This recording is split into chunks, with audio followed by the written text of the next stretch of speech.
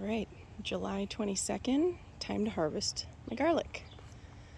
There have been a few cloves here and there, or heads that I've harvested, but now I think pretty much everything is ready in this bed. You can tell when the lower leaves are dried. This one's actually probably a little past its prime, but the lower few leaves, and then you've got 3 or 4 main leaves that are still green. You want to pick when they're still green because that will dry down and seal, like the paper around the garlic. It'll seal in the moisture, so it'll store for a lot longer. So basically what I do, let's see if I can do this one here. Each row is a different variety. I already kind of started some of the rows here. Just take the spade. You do have to dig down because they go quite deep. It looks like you could pull them out, but I just kind of gently work it out. Try not to disturb anything. Ooh, that's a big one.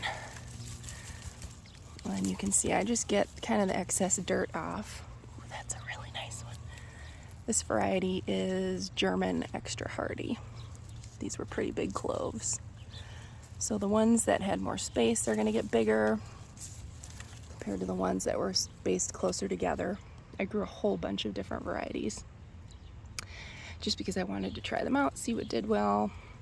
And then also I'll have plenty of seed garlic because I have 105 heads of garlic. Some are big like this, some are real small. But they will store all through the winter, so. Oh, Georgian fire, sorry. I have also planted German extra hardy. This one is Georgian fire. I have the little tag down there.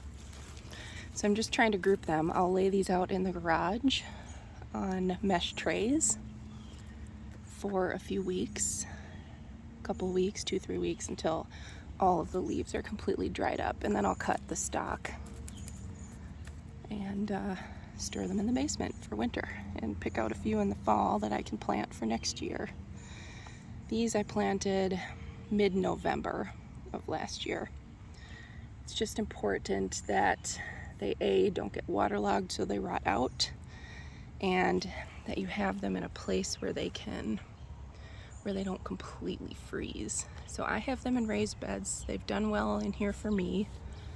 I think the raised bed, it's 12 inches, and I think it's low enough, especially in the winter time. It gets covered with snow, so it's fairly insulated, and it is in the sun all winter. I'm sure that usually helps because raised beds generally warm up faster in the spring too than the ground does. Yeah, so I'll hop into the garage and show you the ones that I've harvested that are already dried. These are the ones that I have harvested already. I do not have fancy lighting in here because it's the garage. As you can see, the stalks are completely dry. These are the real little ones that I got. Perfectly good to eat though. Then I do have some really big ones and more medium. I think I grew 7 or 8 varieties. Some of them were mixed. They were just leftover, so I don't know what they are. This is all one variety. Otherwise, the rest are kind of mystery. But the ones in the raised bed out there are all labeled by the row, so I do know what those are, so that I can see how they did, decide what I want to do next year. Can't wait to eat it. Yum, yum.